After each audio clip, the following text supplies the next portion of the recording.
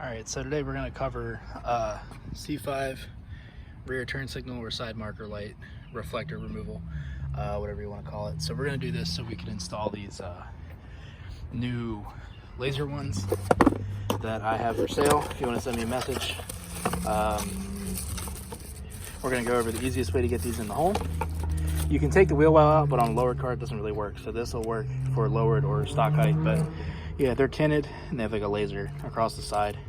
So it'll look a little better on the black car. So I'm gonna go ahead and I'm gonna pop one of these taillights out. So we're gonna go ahead and take these taillights out. It's just 2 screws. You only need to take out the one closest to the quarter panel.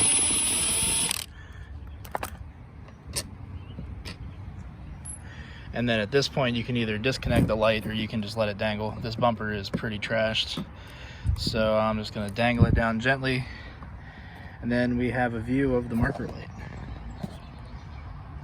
So unfortunately you can't see in there, but the way these marker lights are held in is they have 2 speed nuts on little studs. So if you look at this new one, you can see there's these studs here, and the speed nut will actually cut threads into this, which will make more sense once we have that light out. So upon closer inspection, as you can probably see now, this one's just double-sided taped on. So I'm gonna give it the old wiggle and pull. Yeah, you can see the glue in there. I'm gonna pop this thing out and then we'll pick the video up. So yeah, right there and right there are where the speed nuts went. I guess since I don't have speed nuts now, I'm gonna have to clean all this junk off of here and glue the new one on. Not really a big deal. Speed nuts don't really hold anything tightly, but I'll go ahead and I'll pop the other one out so you can see. So clearly this plastic is junk. I've changed this one once before, but the stud broke off this time, so I don't know where the stud went, but this is the speed nut.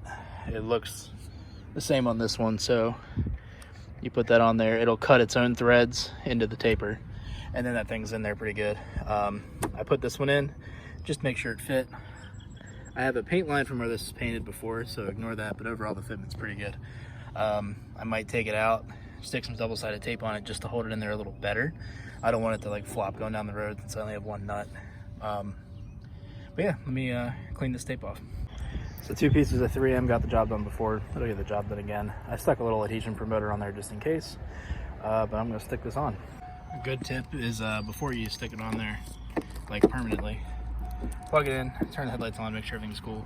The wires are usually pretty dirty, but it is black to black, red to the other color. So you should be good. You can start peeling and then you're done. So I did put some 3M on this just in case, but we're still gonna put the speed nut back on.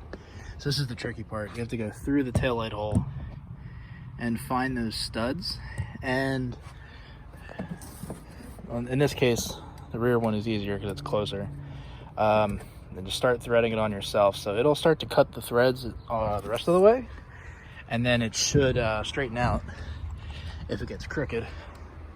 Power tools are nice here, but that's how you break them off like mine are. Not that I did that, but clearly someone did. So you get the ratchet in there, there's just enough room. It's a 7/16 speed nut, and you just gotta tighten her down. So I'm gonna do that, and then we'll pick it up. So yeah, it's in there, nice and tight. We can put the taillight back in, and that's everything. So that's the easy way to change your marker lights, whether it's the whole housing or the bulb, on a C5 ZF6. Thanks for watching. Like, comment, subscribe.